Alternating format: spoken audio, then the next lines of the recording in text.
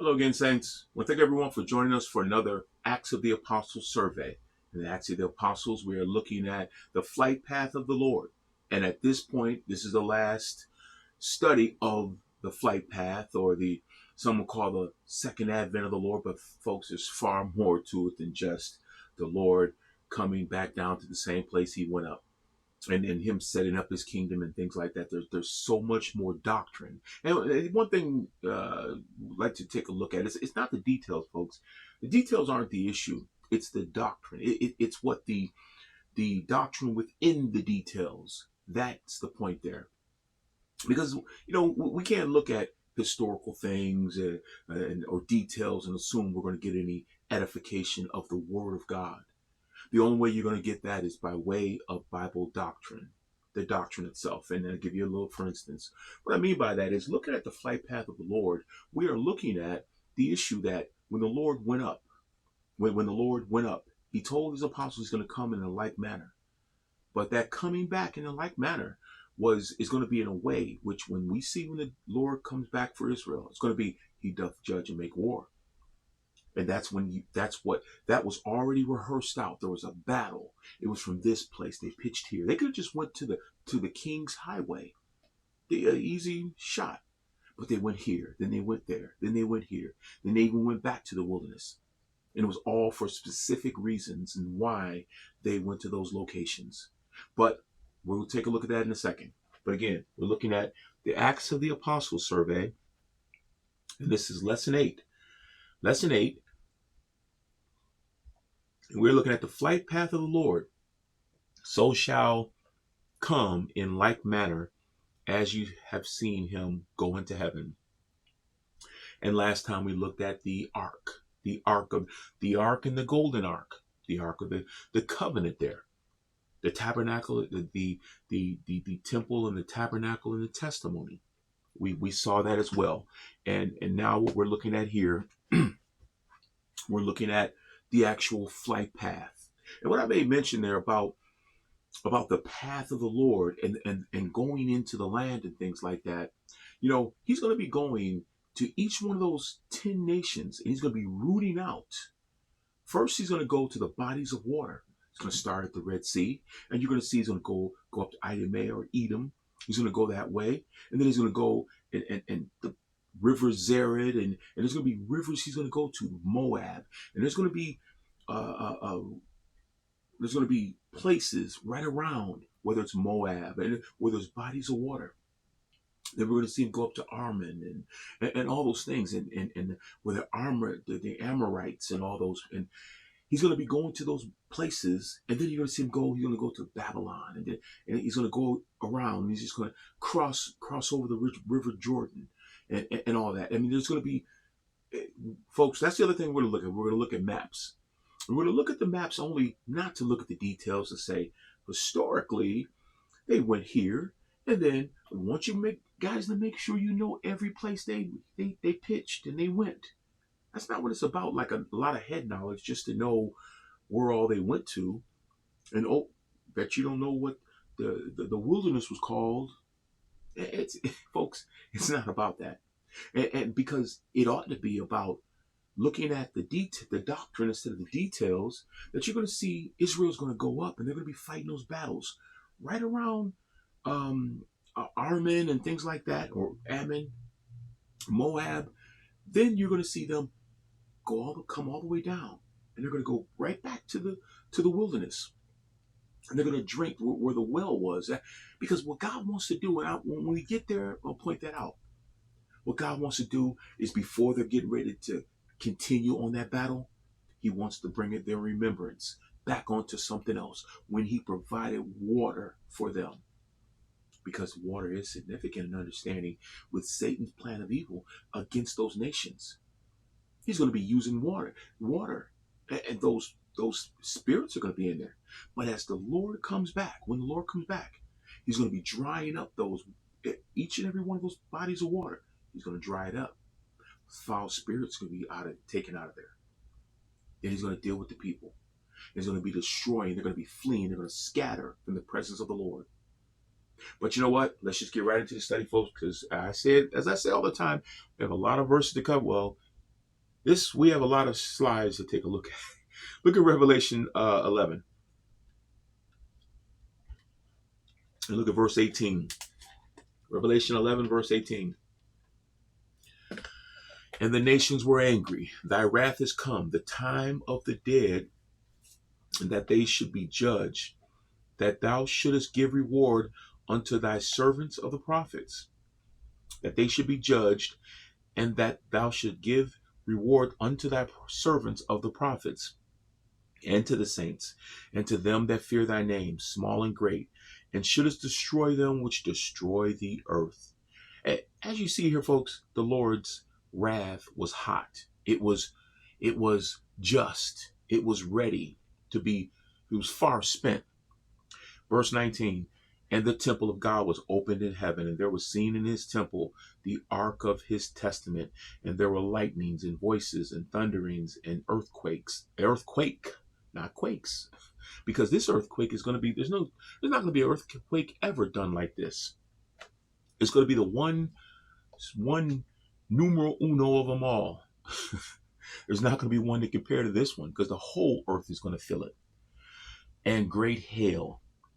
Now, this is what's going to, when you see the temple of God being open, and there was seen in the temple the ark of his testament, folks, this is when he's getting ready for battle.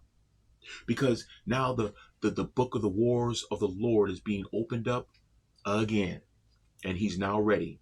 But we see the way you look at, when you look at the book of Revelation, you'll see the it'll tell you about the details about what's going to come to pass. And then when you get to chapter 12, you're going to see that also, and all the way up to that point. But then also, then you start to see it's going to go back to the unveiling of these things later on. And you could say, well, chapter 7 lines up with chapter 16, or you can take it like that, folks, where one lines up with the other. If you look at certain things, take a look at certain things in Revelation. Sometimes you'll look at that, and if you're just doing just a study of Revelation, and that's where we were going to go to this, you could see how you can make a comparison. And then if you see, okay, some things that's written in chapter 12, well, then that's also it's going to be coming to pass out in chapter 18, for instance. So I don't want to get into a Revelation study here, but just to let you know that this is not what, because someone would say, wait a minute, I thought the temple was opened up in chapter 19, and well, that's what I just want to bring to your remembrance. But look at Isaiah 63. Isaiah 63 now, verse 1. Now we see he's getting ready for battle. The ark of his testament is going to be open. It's going to be, well, the temple was opened, but in the temple there's the ark of the testament, which the testimony is in there. Look at 63. Who is this that cometh from Edom with dyed garments from Bozar? This that is glorious in his apparel, traveling in the greatness of his strength. I that speak in righteousness, mighty to save.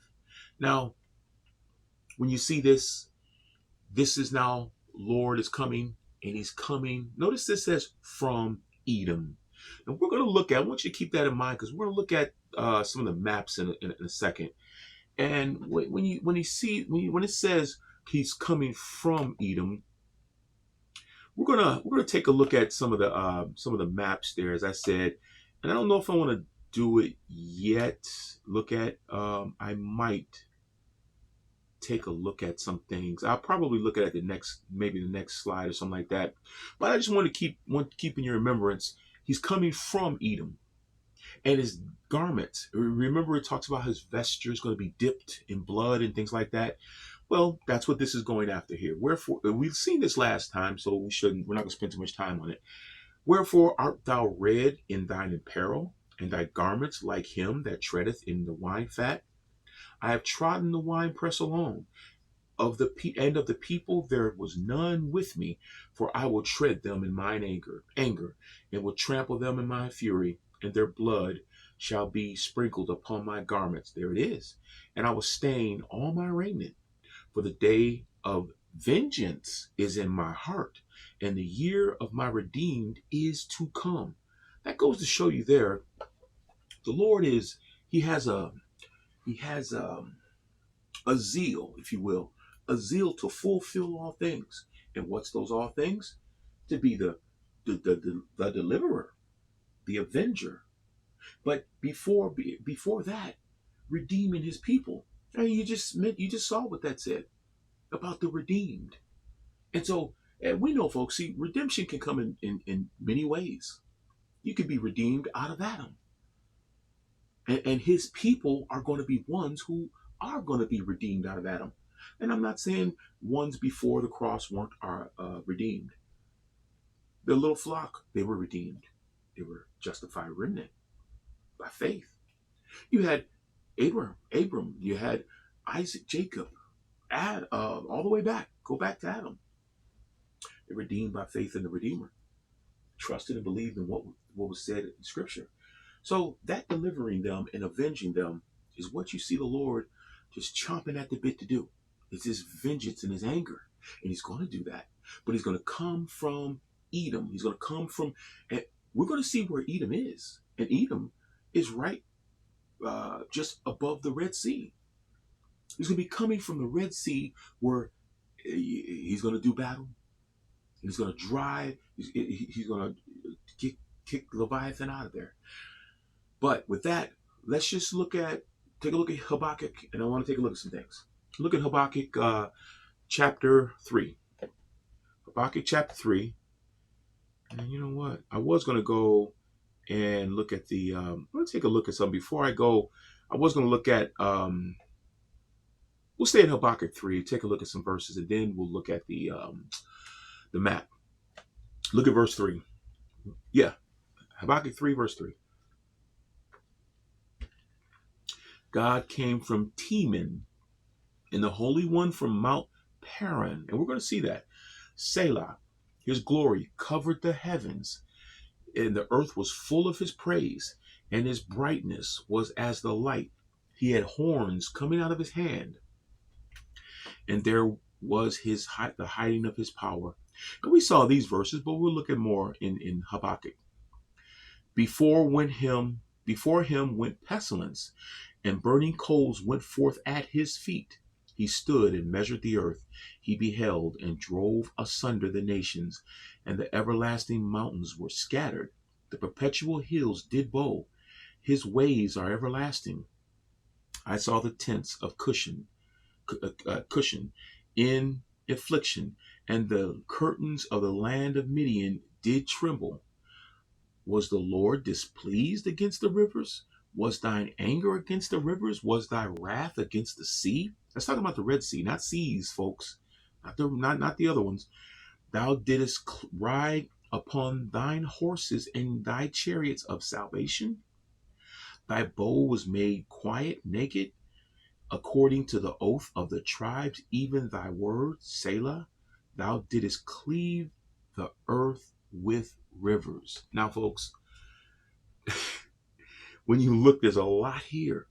But notice it says, what I'm after is, one, of course, you see which way he's going to come from. Okay.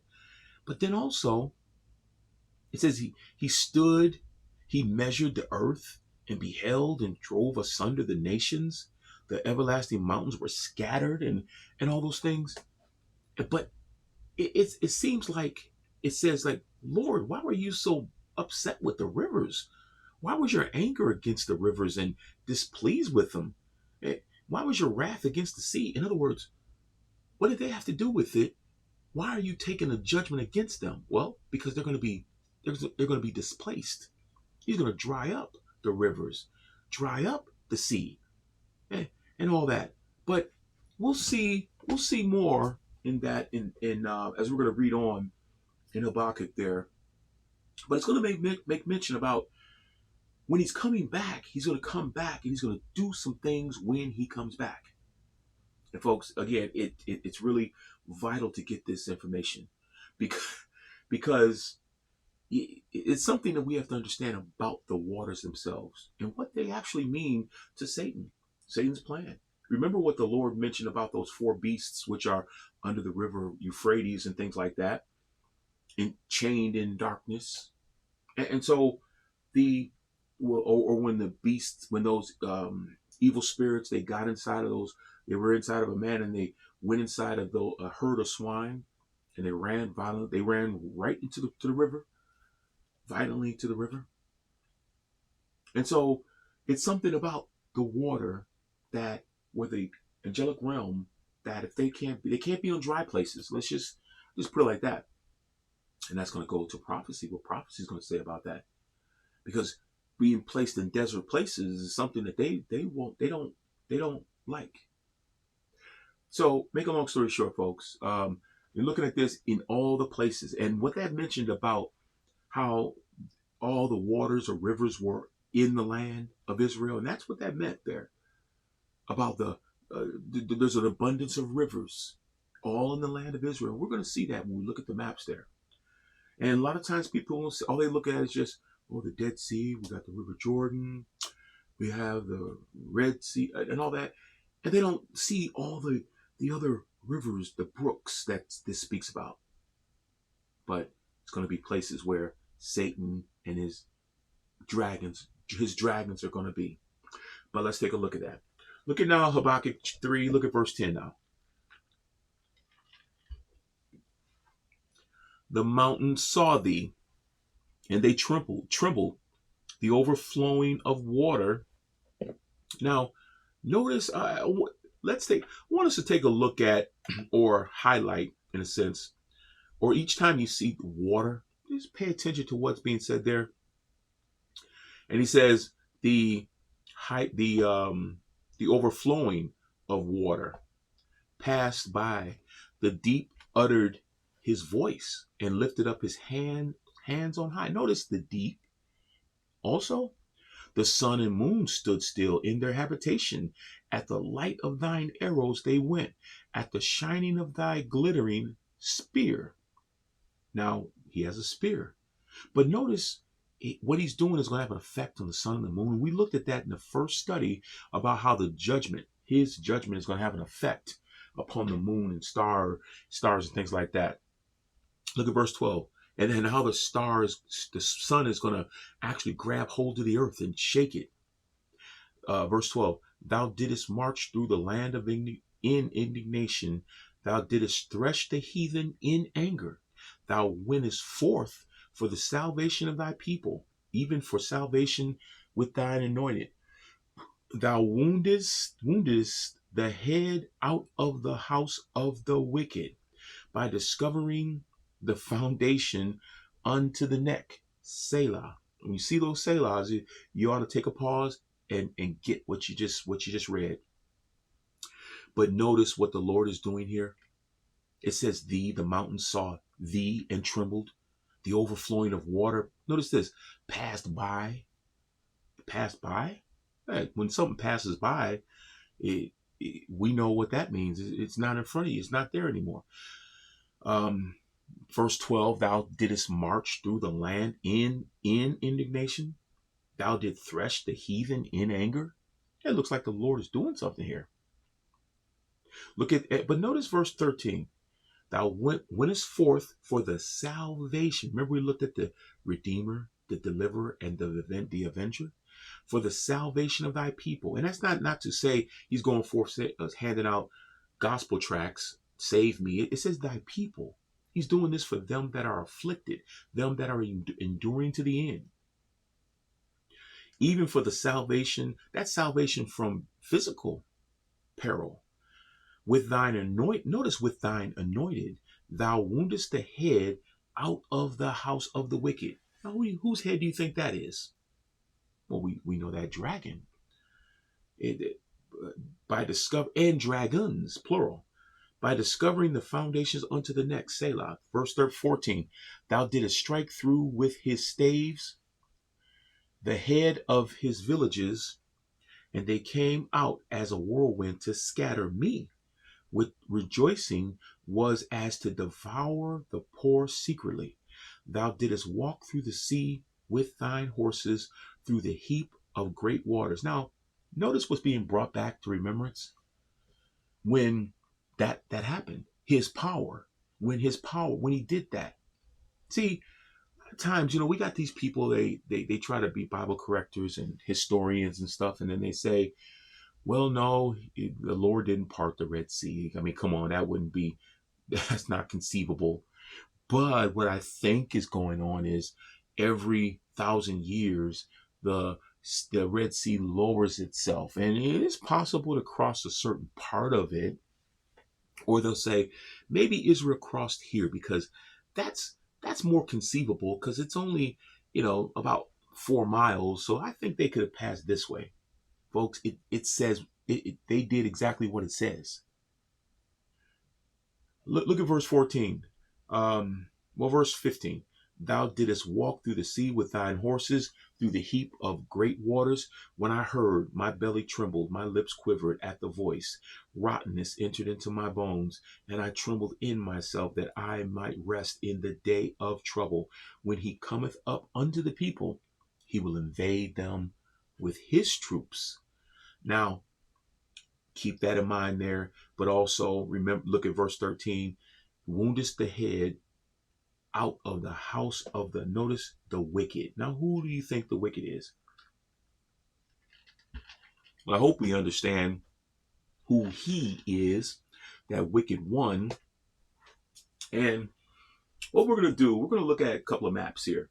First couple of maps we're going to take a look at, and I just want to put into perspective of the words the cities or the places, Edom, Teman, things like that. When it says the Lord's going to come from Teman or Edom and things like that. And I want you to pay attention to the proximity of where this is located. You're going to see it's right by the Red Sea. And that's going to be the first place he's going to come to. He's going to come there and he's going to move his way up. And he's going to go around. He's going to hit all those places. We're going to come back to the same general area. But this here, we're just going to look at the maps themselves, and we won't spend too much time on them. But just want to warm your understanding of how he's going to be. To what reason why we're looking at this, folks, is not the details. We're going to be seeing that Psalms 83 is going to be coming to pass. He's going to be stopping at all those places. He's going to be going to those places, and he's going to go right around, and he's going to go all those other 10 nations, and he's going to end up right at the Mount of Olives. But we'll take a look at that. But let's look at that. Now look, there's a couple places we can look at here. Now when you're look at the one on the left. The one on the left that's highlighting, the lighter one that's highlighting Edom and Teman and things like that. Both of them do that. Actually, if you look at both of them, they both highlight where Teman is. But the reason why I said look at the first one on the left, is because you see Bozrah is there as well. You see Edom, you see Bozrah, Teman, and then Bozrah. And what happens is but the body of water right below that is the Red Sea. That's the body of water there. You got Egypt on one side, and on the other side you have that body of water. And I wanted to show this map first because how this is centralized to show that this is where he's going to come first to the Red Sea, because that's the first place he proved it. Well, he proved Israel those five trials is when the Lord proved them. But when he took him to the Red Sea, that's where he always brings Israel back to the glory to say, am I not the God that took you out of the Red Sea? Over and over. Every time when he's mentioning to them the mercies of God, he goes back and shows what he did to their fathers. I took you out of the Red Sea. So would it be far-fetched to say the Lord, the first place he's going is going to be the Red Sea? No, it wouldn't be. Because that's going to be the first work that he's going to be doing. But now look, when in the other side, the right side, you see things like that we're going to be seeing. Now at the body of water, down further at the body of water there, There's the Red Sea there. You see the Red Sea. And then when you look coming up, you're going to see Paran. You're going to see Edom. You're going to see Teman. You'll see Moab, Armon. Then you'll see Persia, Babylon. You see those surrounding nations there. And then he's going to be waging battles in those places. But we'll get to each one. This one just gives you a show of how those nations are round about. And him coming back there, the Teman, the Paran, the Edom, then he's going to go to Moab, and then he's going to go and fight battles in between, a roundabout. He's going to go to Armon, and he's going to go, and then he's going to fight battles in Persia and Babylon. And he's going to go around to these 10 nations that wage turmoil. They're surrounding Israel. But we'll get into each one, even over where you see Gaza. That's where the Philistines are going to be. But again, we'll get to that in a second. We're going to take a look at more maps, but the more maps are going to be more in detail. They're going to be more detailed. I'm going to use a couple Bible verses. Well, not a couple, but I'm going to use some Bible verses with those as well, because they're going to be signifying to exactly where, the actual detail of it all. And I don't know why this thing, I'm trying to get my computer to do something, and it's not. It has a mind of its own, folks. It has a mind of its own. But looking at that there, sorry about the little delay, but the computer was just doing something. I got to get a newer one, or it's not a Windows 11, which I think it's going to be expiring pretty soon. I got 3, but this one here, I can do some things right on it and all that. So it still has some usage. That's a little commercial, but looking at this here, we're going to be seeing, and we notice he's going to be coming from that way, and now he's going to be going to Edom, Red Sea to Edom. He's going to go to Edom, and now he's going to come up, or should I say your way, looking at it from your vantage point, it'll be Edom, and then he's going to be going up. He's going to be fighting those, and we're going to look at each one of those bodies of water, and then he's going to fight in the body of water here, and they're going to go up. He's going to go up. And then he's going to fight. There's going to be more bodies of water. He's going to be rooting out all those dragons from those places. And then you're going to see when he gets up to a certain place, then they're going to go, Israel, they're going to go back. Well, he's going to go back, sorry. And then go to where, the place where they had water, in the wilderness there. Let's not get ahead of ourselves. Let's just take a look at this. So I don't want to take you away from anything else. And so now look at this one here. We're looking at Numbers 21. Look at verse 14. Look at verse 4, down to till we get to verse 14. But look at Numbers 21, verse 4. And they journeyed from Mount Hor by the way of the Red Sea to compass the land of Edom. And the soul of the people was much discouraged because of the way. Now, you notice, see, this is what they did. This is when they went through in Numbers 21.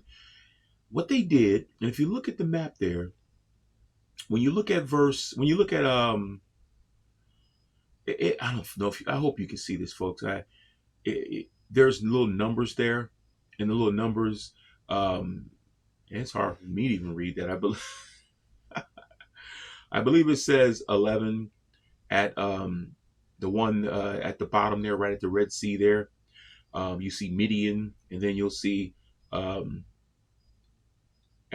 Gerba. I don't know how you say that there. I think that's 11, and then coming up, and it says there's little black circles there, and then one's 13. Well, Mount Hor is right there, right below Edom. Mount Hor is right there, and now you see that, so that's where they're going to be coming from. They journey by. It says by way, and this is the way the Lord's going to come. He's going to come by way. You can replace this by, instead of they, the Lord. He's going to be coming by way of the Red Sea, compass the land of Edom, not just straight through Edom. He's going to compass the land. because of the people are going to be there.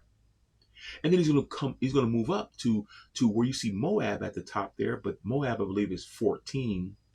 And those little dots there, they're signify 1, 2, like the places where they stopped off and things like that, and I don't pay too much attention to a lot of the details of what people assume or what some could be the case. But what you see here, I just want to put your attention to what the scriptures say about the place themselves. So now look at verse 11. And they journeyed from Obath. Now we're going to look at Obath. We're going to look at that in a second, where that is, because on this map, you don't see Obath. Obath is not there. But this map has certain other places like Beer, Moab, of course, certain things, Arman, and things like that. But we'll get to Obath in a minute. And they journeyed from Obath and pitched at Ijerbaim, and in the wilderness which is before Moab. Now that this should give you, for instance, of where that is. Now, Mount Hor here. This is going to be in that area before you get to the Dead Sea. Okay, so it's right before Moab, and you're going to see Zered and all that. So, well, you see that now. So now you see that Zered, that Zered there. It says the valley of Zered. It says in verse 12, from thence they removed and pitched in the valley of Zered. From thence they removed and pitched on the other side of Arnon, which is in the wilderness that cometh out of the coast of the Amorites. And for Arnon is the border of Moab between Moab and the Amorites. Now, notice there when you're going up, and you'll see, and we'll get to a more detailed map, folks, so you can see it clearly. But you see Arnon up there right above the 14. And you see a Dibon, and I should have used my my highlighter pen. I should have used that with this. I should have did this, and didn't. I should have, but I just hopefully put your eyes on that. So now what you see, they're moving upward. Okay, they're moving in an upward fashion, and we're going to come back down and take a look at verses 13 and 14 and 15. We're going to take a look at that so you can get more of a zoomed in detail. But this one map, it didn't. I was thinking about making my own map up and things like that. That would have took a while to do that, because I could have just had one map and I could have just put this here, because trying to find one, folks, there's not going to be ones that tell you that have it exactly like that, about in ways which you think they should. He's using the words, but about the different places. So I'm using different ones. So no problem.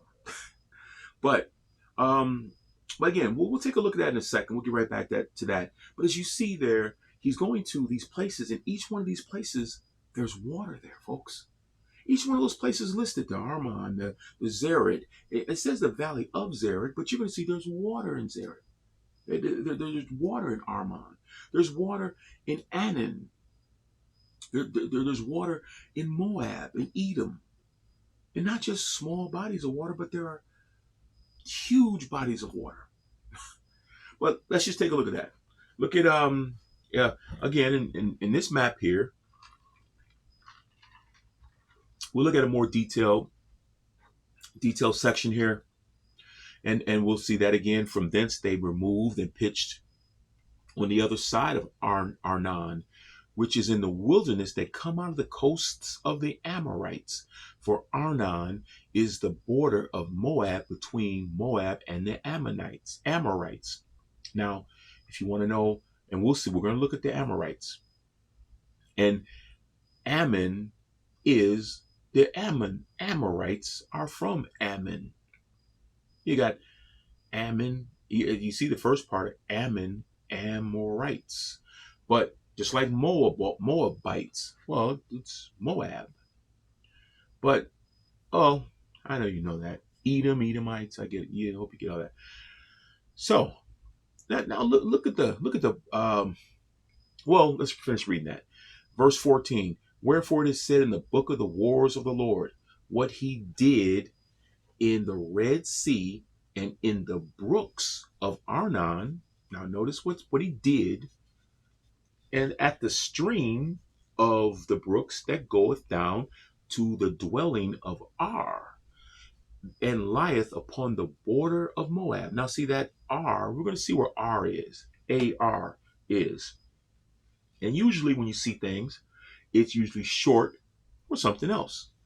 Okay? So we'll see that. We'll touch on that in a second. But notice what it says here. Okay? They went on the other side of Arnon, and all you do is look at Arnon, which is at the bottom right. Arnon, it says Arnon, and it says Arnon R. Okay? But look right above it. I mean, below it. There's bodies of water there. Look at Zered. We saw that. Zered. Look at right above the Edom. Right above Edom, you see Zered R. Zered River. That Arnon River. Then you see the Dead Sea. Then you see the Jabbok. Right above the Amorites there. River. You see the Amorites. You see Gilead. You see the Amorites. This is their land.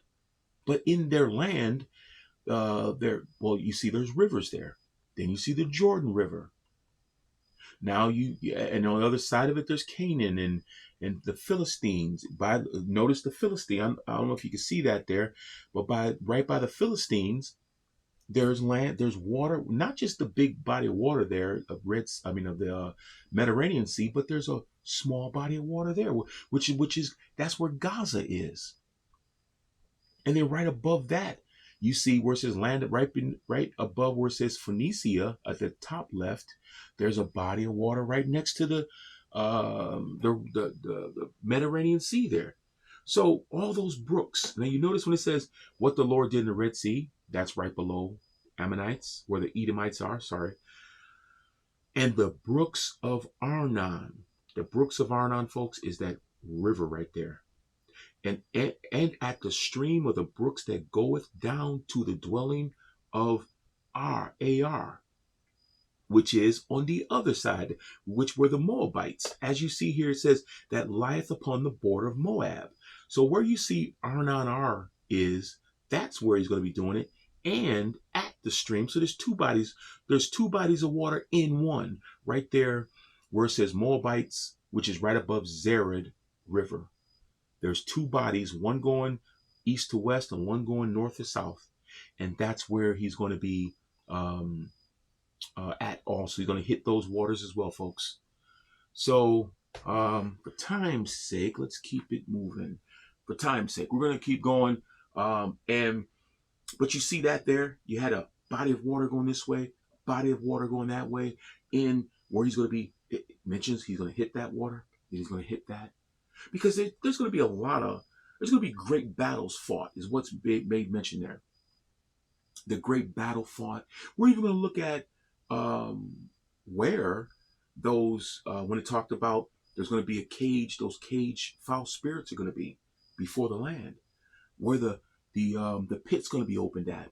Where all those things, where people are coming into the Gog and Magog cemetery. You're going to have the land of Israel there, and on one side going to the east. I don't know your side or my side but we know my side which way east is. But your side, I guess, would be that way. There's going to be coming in from Babylon before you get to Babylon, coming out of the way from Babylon to to Jerusalem there to worship. There's going to be memorials set there, and from Gog and Magog, from the northern part, there's going to be people coming in, the nations coming in that way. They're going to walk through that cemetery there, and all that, and we'll get to that.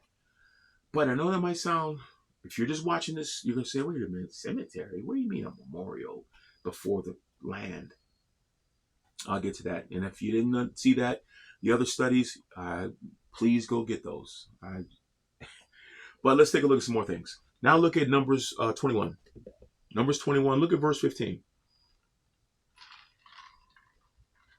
And the reason why I'm looking at this map here, because I want us to take a look at some of the things with what they're going to be doing with the water thing, because they're going to be going back. They're going to be coming from this battle that you just saw that they're going to be doing, and then they're going to go back to the place where the Lord provided them water in Beersheba. Now, Beersheba is, if you look at the lower left hand of the screen, actually, it's the right map, but it's the left hand of the screen, and it's towards the bottom, and it says Beersheba. It's over there by it's on the it's you'll see Gaza there, but it's down by Hormah, but it's Beersheba, and I hope you can see it by the two arrows that are down, the green and gold, if you will, or beige. I don't know. It's close to that. It says Beersheba, but you see how far that is where Beer is. Beer is. They're going to be way over here, way up there, fighting a battle in Moab on the right hand of the screen, where you see Edom and Moab is, where we just came from. And they went up there, and they went to Armon and all these things. They fought well, they're at Moab, but they're going to come all the way back. He's going to bring them back to Beer, to where, and this is for a reason, folks, and I'll get into that. Look at verse 15. And at the stream of the brooks that goeth down toward the dwelling of Ar, because he's going to be going back down. He's going up, and then he's going to be going back down. As I said, it went east and west water, and then there was a south, a north and south. But after he goes through the water, which is east and west, that border, that brooks, that then he's going to go down. And he's going to go, and he says, and from thence they went to Beer. That is where the well whereof the Lord spake unto Moses, gather the people together, and I will give them water. Then Israel sang this song, spring up, O well, sing ye unto it. Notice, they're gladly doing this. They're gladly going back. Because now, the Redeemer, he's going to take them back, and he's going to show them. He's going to remind them of something. He's going to remind them, look, this is where I gave you water. You didn't all perish out here. I redeemed you out here. At the 7 Jehovah compound names, I was that for you. And I want you to understand some things. So he's going to take them back across. They're going to go right back across to Beersheba, right in the wilderness. And you'll see of the map, the left bottom corner of the map, it says Wilderness of Zin. And that's where they're going to be going back into that wilderness where Beersheba is. And that's where the Lord wants to remind them of some things. He wants to remind them of some things. And I just going to make sure that I put all this back in. Okay, yeah. So yeah, we'll get back to the verse 17 in a second there. But we'll see in verse 17 on down what they're going to be doing after they go back to the wilderness. They're going to be heading back. Well, it'd be, this side. They're going to go, Edom here, and they went up to Moab, and they fought some battles there around Armon and Arnon and things like that. And they went down. They I'll just say what they did. And this is the flight path the Lord is going to take. The same flight path, folks. And then they're going to come back down, and then they went back. They went back to that area, and then they're going to go back. And you'll say, well, why is the Lord going to go on that path? What would the Lord be going back that way for? Because I'll get to that. And when we look at the map, you're going to see that's right before the land of Israel. And when you have you'll see that where the wilderness is, and right before Beer is, where Beersheba is. You got Beersheba here, then right above that, you have Bethel, and you have all those. So we can't think that there's not going to be some enemies right before Israel, and there is going to be. But that's why he's going back there. The Lord's going to be going back there. But let's just get right to it for time's sake. And let's take a look at verse 17 now. because I want to look at some other things where there's some now you've seen where we were before um with the Moab and things like that, Edom, Moab, and Ar, Air, okay, Ar. And now when you're looking on this map should bring your remembrance back to where that was, because remember, you see the Zered River down at the bottom there. You see Bozrah, and you see Zered River, and this shows you where you're at. You're Moab and things like that. Now you see back up, you see the Matana, Arnon River, and you see Ar and Beth Jessamah. Well, we'll get to that later. Look at verse 17. Then Israel sang this song: Spring up, O well, sing ye unto it. The princes digged the well, the nobles of the people digged it, by the direction of the lawgiver with their staves. And from the wilderness they went to Matana. Now they went back to battle. That's what this is showing. This is showing they're going right back to battle. So when you see the Lord leaving back from what he did with them, he wanted to remind them of something. Remember what I did in that land? And now they're going back to battle. They're going to Matana now. Matana, which is by the Arnon River. But you notice right around where all these places where they're going to battle, there's rivers there. You even see the Dead Sea. And I'm not saying that there's not going to be any of Satan's dragons in the Dead Sea, but it doesn't mention about the Dead Sea being one of the ones. Well, that's a whole different study, folks, because they could be in all these rivers and things like that. And I say could be, and I'm saying that because we don't see the details. We don't see the doesn't say which bodies that they're all going to be in. So what we'll do, we'll take a look at verse 19. And what I mean by it doesn't say, and what I mean by that is that they very well could be in the Mediterranean. There might be ones in the Mediterranean as well. But the ones in particular the Lord is going to be going back to are the ones that are encompassing the lands of the enemy, of the 10 nations who count the Lord as their enemy. The ones that hate him. And we'll see that in a second. The ones that hate him, those are body of waters around them. I'm not saying he's not going to dry up the waters in the Mediterranean or the other seas around there. But in this study, what we're looking at is at the bodies of water in which he says he's going to be drawing them up because the enemies are going to be there. You got the 10 nations. You got the horns, his horns, Satan's dragons. But then you got the heads of those. You got the ones of those nations, the men, if you will. They're going to be movers and shakers, mighty men in those nations. You think the ones now are bad? You ain't seen nothing yet. But let's just move on and let's take a look at these things. Look at verse 19. Look at verse 19. And this gives you kind of like a more detail of the wilderness of Zin.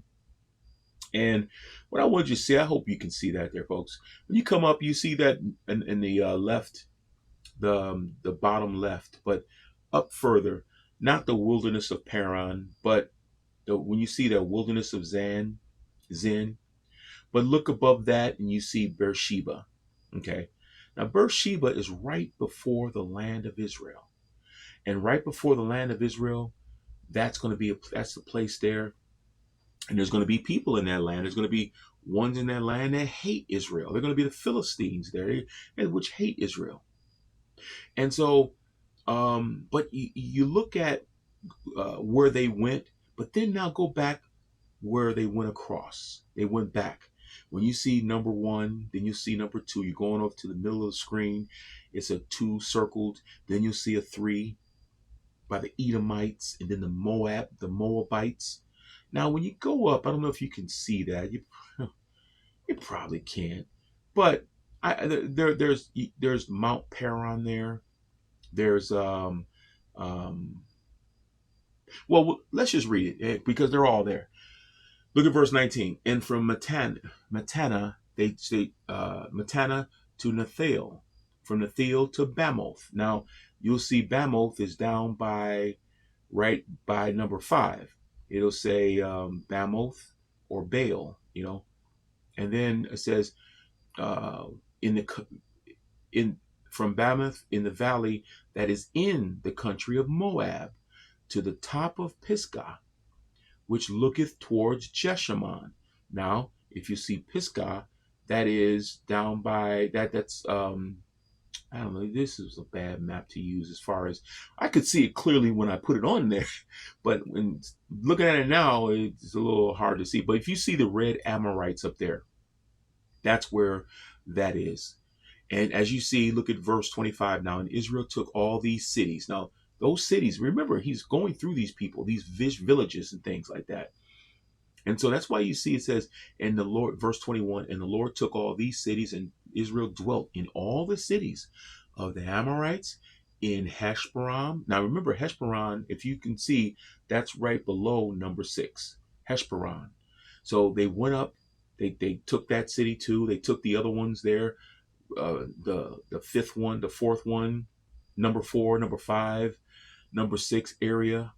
And he says that, verse 26, from Heshbon was the city of Sihah, the king of the Amorites, who had fought against the former king of Moab and taken all of his land out of his hand, even unto Arnon. So what this tells you is that the king of the Amorites, which you see there right above the 6, he fought the king of the Moabites, as you see down in verse 4. I mean, number 4, sorry. So all that land at this time belonged to that king. So you had all that land from where you see where the dead that encompassed the Dead Sea, from when you look at the number 1, 2, and 3, from number 3 up was all his land, because he conquered. Not only was the Amorites everywhere from the Amorites land through the Moabites, all that pertained to him. Let's just put it like that. Look at verse 27. Wherefore they that speak in Proverbs say, come to Heshbon, let the city of Sion be built and prepared. For there is a fire gone out of Heshbon, a flame from the city of Sihon. It hath consumed Ar. Now remember we saw that Ar, A-R, of Moab. And now you see where that is. Thou art undone, O people of Chemosh. That's a god so called. He hath given his sons that escaped and his daughters unto the captivity, unto Sihon, the king of the Amorites. Now you see there where they went and how they went across. And they went up, they went from the wilderness, well, to be your left. They went from the wilderness of Beersheba, right before Israel, and they went across. And then they took those cities from that point, from Moab all the way up to Arnon. And so that whole body of land and around about the places where they're right along the Dead Sea there, all those cities, they took them all. And it was the Lord doing this, folks. It was by the Lord in front of them, before them. And we see how many Israelites it was. It wasn't, more of them than it wasn't. Those people could have banded together if Israel didn't have the word of God, God in front of them, and they could have defeated Israel. But the Lord showed them by his mercies, not just taking them out of the Red Sea and giving them salvation from death and peril and from the Egyptians.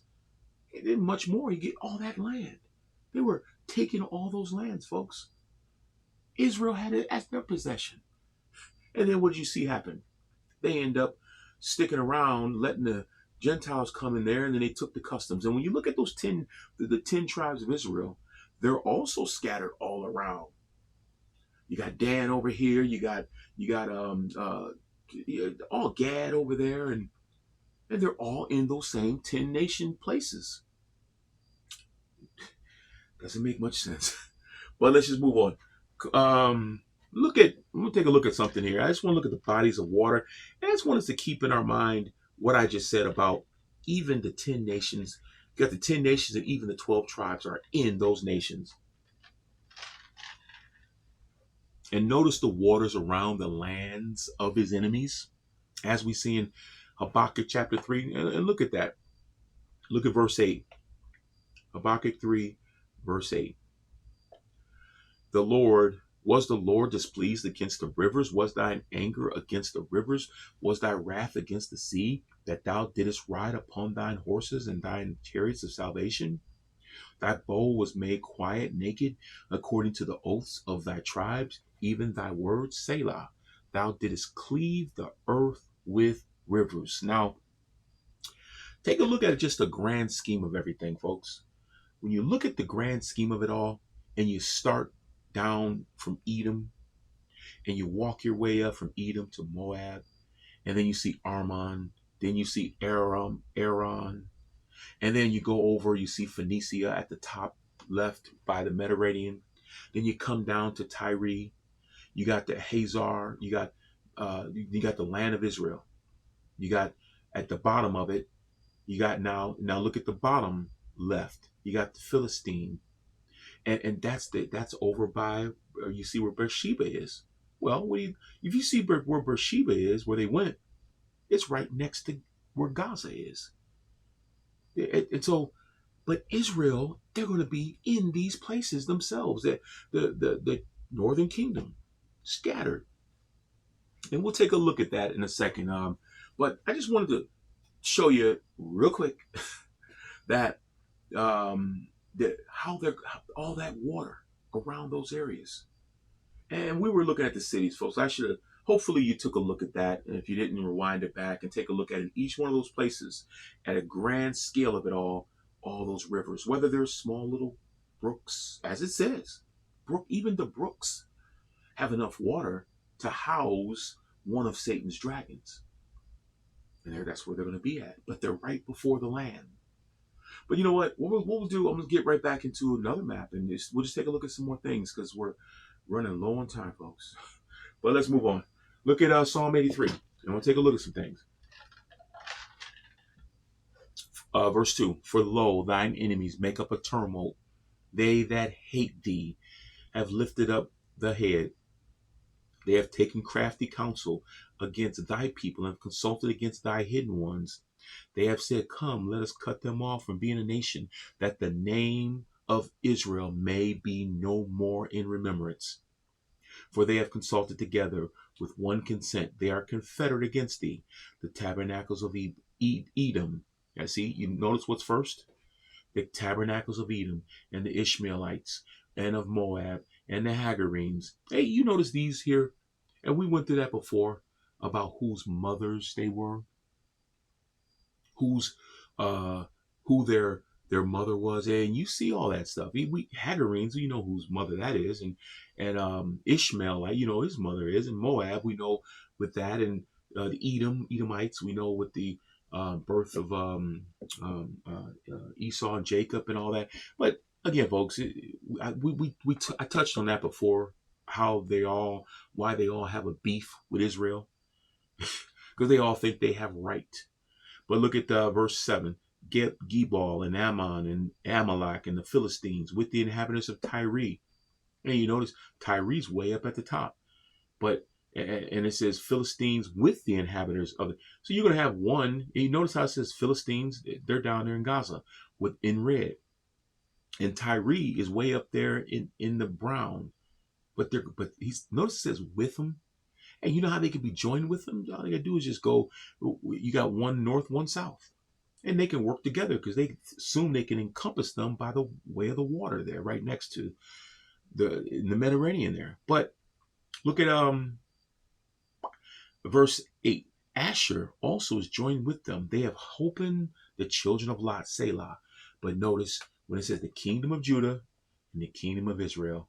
But notice all those kingdoms right around them. But notice what's next. All the water that's in between. And these are places where Satan himself is going to inhabit have his dragons inhabit the land. Now we're going to look at the cemetery. We saw that. I think that was in the first, might have been the first or second study in looking at the issue about the Gog and Magog and where that's located. We're going to see where that's located and why it's vital to understand that. Because when the nations come to worship in the land of Israel, they're going to be coming from all round about. And when they come round about, they're going to walk into a way where it's going to be up for a memorial. And we'll see that it's going to be for a memorial. It talks about from each new moon and all these things. They're going to be coming up there, but they're going to see what God did, what He did to those the disobedient. But let's just take a look at that. Look at you see that Gog and Magog in the cemetery, if you will. And we'll look at Ezekiel 38 in a second. That actually talks about that. I don't know if we should round up there. Time permits for us to do that. But let's just do this, folks. I'll just combine it here. Let's do this. Okay. Revelation 20. It's going to be talking about that cemetery. The battle of Gog and Magog. And when you see that in verse 7, and when 1,000 years are expired, Satan shall be loosed out of his prison, and he shall go out to deceive the nations which are in the four quarters of the earth. Now, remember, we have to understand, and someone say, wait a minute, that's America? Folks, America's not going to be here. And you'll see where the four quarters of the earth are. That's being mentioned as we see the map say here. To gather them together to battle, the number of whom is as the sand of the sea. And see, folks, what you see here is that outer area. It's not in the land of Israel, but it's the outer area surrounding Israel. And you just so happen to have all that body of water right there as well. But, and folks, this is not talking about anywhere like in what do you call it? Some people look at it. I know what this map shows here, folks. This shows like Russia and stuff like that. That's not where Magog is, folks. That's not where Magog is. Magog is, and I hope you don't think that this map is pointing to that. This is Asia. This is areas like the Turkey and all that stuff like that. So, but let's just. God shouldn't even use this because it could be looked at as if that's what this is going after. And that's not the case at all, folks. And shall go out to deceive the nation which are four quarters of the earth, Gog and Magog, to gather them to battle, the number of whom is as the sand of the sea. Now, when you look at Ezekiel 38, verse 3, and I say, thus saith the Lord God, behold, I am against thee, O Gog, the chief of the prince of Meshach and Tubal. And all you got to do is know where Meshach and Tubal is, and you know where Gog and Magog is. It's not in Asia. It's not in Asia at all, folks. That's where Gog and Magog is. And I just looked at this and seen like, oh my goodness, why did I use this map? Yeah. Persia and Ethiopia and Libya with them, all them with the shield and helmet, Gomer and all his bands, the house of Togarmah and the north quarters. And see, that's why people think that, because the north quarters are assuming it's Russia. No, it's not. It's this Asia area right there, the north quarters of the Asian area of it, not way up in the Russia and Europe. The house of Togarmah with the north quarters and all his bands and many people with thee. But what I'm after, folks, you see down when it says Tubal, and right in the center it says Israel, coming right from the north. There's going to be a way where people are going to be walking from, and and when they walk from that way, they're going to be coming down to Jerusalem to worship. But during that way, it would have been the battle of Gog and Magog. It's going to have been right there. And that's what I'm after there. That's going to be that battle being fought there. And as we've seen, and we're going to take a look at another map to just show that you're going to see it's going to be they're going to fight the battle there, and it's going to be remembrance forever. They're going to fight another battle, a remembrance forever. That's what a memorial is, a remembrance. But it's going to be something that's going to be seen. It's going to be before the men's eyes, where forever and ever. It's going to be something they're going to be able to bear witness onto, so that it just like with Sodom and Gomorrah, it mentions about that ashes going up forever and all that. But let's move on here. And again, look at we'll see. I may mention about that Gog and Magog. Okay, and we saw that earlier, how that cemetery, that Gog is going to be one's coming from the north, coming down to the land. Now this way, that Gog and Magog, now the Babylonian thing that's going to be fought there, that's going to be coming from the east. Those that come from the east, they're going to be able to, there's going to be as a memorial set up there. Look at, as in Revelation 18, look at verse 1. After these things, I saw another angel come down from heaven, having great power, and the earth was lightened with his glory. And he cried mightily with a strong voice, saying, Babylon the great is fallen, and become a habitation of devils, and a hold of every foul spirit. Notice every foul spirit, it's a hold, folks. It's a hold of them. They're held there. A hold of every foul spirit, not just some of them. And a cage of every unclean and hateful bird. They're going to be that, you see that Babylonian area there? But you notice in yellow, well, not all yellow, but you'll notice in yellow there, there's Judah is going to be there, over by the Mediterranean Sea. Israel's there.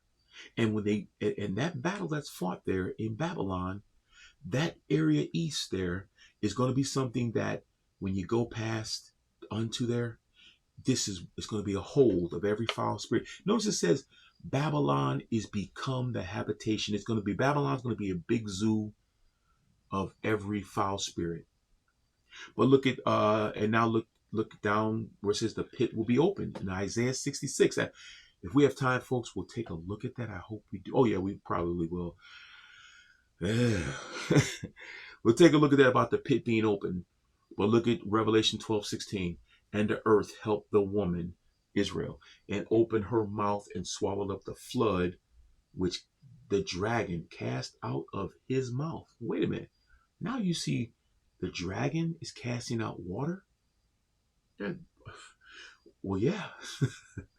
But we'll look at that. But notice we're going to see where that's going to be. Where that's going to be. But that pit is going to be opened up. And that's going to be, folks, right at the bottom where it says the Tabernacle, I think it says. But it's down there by the where the Beersheba is. It's going to be down there at the bottom. So this, you notice it's going to be, as you come, the people coming from the north, the people coming from the east, and the people that come from the south. They're going to be a way where they're going to travel, and they're going to travel that way, and that way which goeth up to Jerusalem. But there's going to be a place there, and we'll see that in a second. What Isaiah 66 talk about, it's going to be that the pit's going to be opened up, and they're going to be able to see that, and they're going to see it's going to be a memorial forever when you come up into the land of Jerusalem, and then they'll be able to look and see that forever and ever. But you know what? Again, as I said before, let's just get right into it, and that way we can get to it.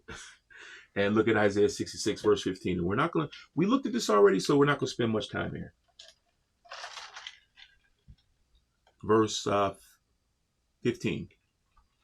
For behold, the Lord will come with fire, with his chariots like a whirlwind, to render his anger with fury, his rebuke with flames of fire. But notice how he's going to come there. And this is what he's going to be doing as he comes there. For by fire and by his sword will the Lord plead with all flesh, and the slain of the Lord shall be many, that they sanctify themselves and purify themselves in the gardens behind one tree, in the midst, eating swine's flesh, and the abomination of the mouse, and the mouse shall be consumed together, saith the Lord. Look at verse 22. For as the new heavens and the new earth will I make, shall remain before me, the Lord, saith the Lord, so shall your seed and your name remain. And shall it come to pass that from one new moon to another, and from one Sabbath to another, all flesh shall come to worship before me, saith the Lord, and they shall go forth and look upon the carcasses of the men that have transgressed against me, for their worm shall not die, neither shall their fire be quenched, for they shall be an abhorring unto, notice this, unto all flesh. All flesh is going to be abhorred by that and by them and what happened unto them. So this is what we see that's going to be coming from that bottom part of Israel, there over to where Gaza is. I guess it would be on your, no, it'd be this way on your right. My right, your left. But where Gaza is, where the Mediterranean is, and then you have Gaza coming up alongside Israel. But then you'll see at the bottom of that, that's where that's going to be at there. Because that's where that battle is going to be fought there, folks. It's going to be all those lands encompassing Israel. So one, Gog and Magog going to be there. Then you're going to see Babylon on this side, towards the east. Then you're going to see that what we just saw there, that's going to be set up for a memorial where they're going to look where the pit's going to be opened. They're going to be able to see right down there, which of course it's next to the sea. But what I want to do here, we avoid time.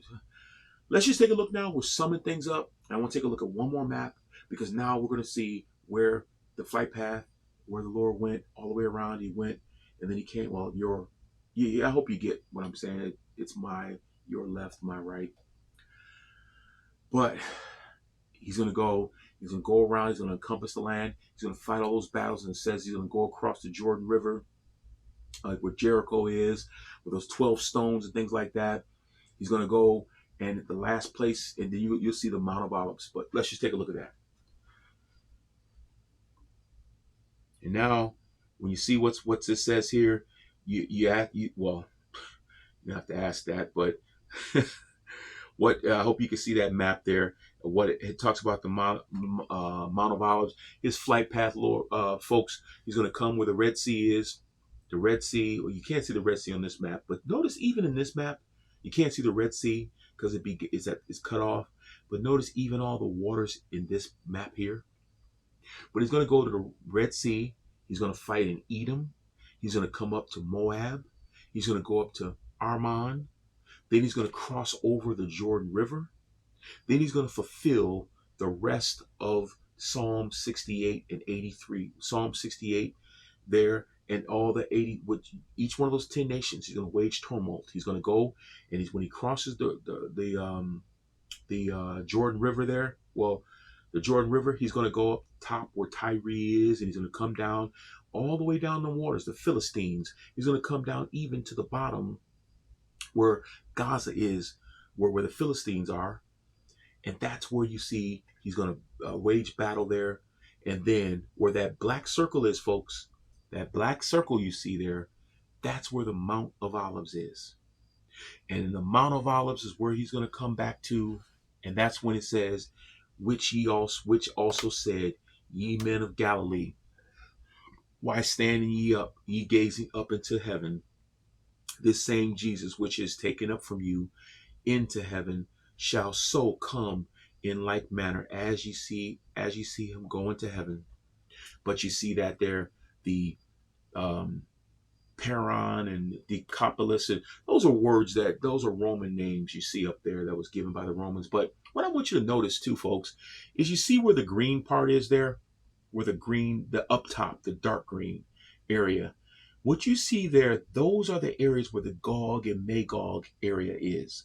It's not down there. It's not way up by, and where the brown part is right above it. That's where your Gog and Magog is, folks. It's not Russia and other things. Why that dumb map said it, But yeah. So looking at that there, you see where the Mount of Olives is and where he's going to come. The Lord's going to come back to. Well, that's where this is all going after. When the Lord comes back, he's going to come back there and he's going to come unto his people. He's going to root out all that unjustified remnant.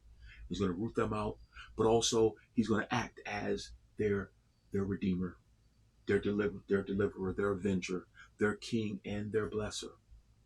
But now, folks, in looking at that there, I hope we got to understand about that. If you have any comments or questions, please feel free to shoot me a comment or question, things like that, about the flight path of the Lord.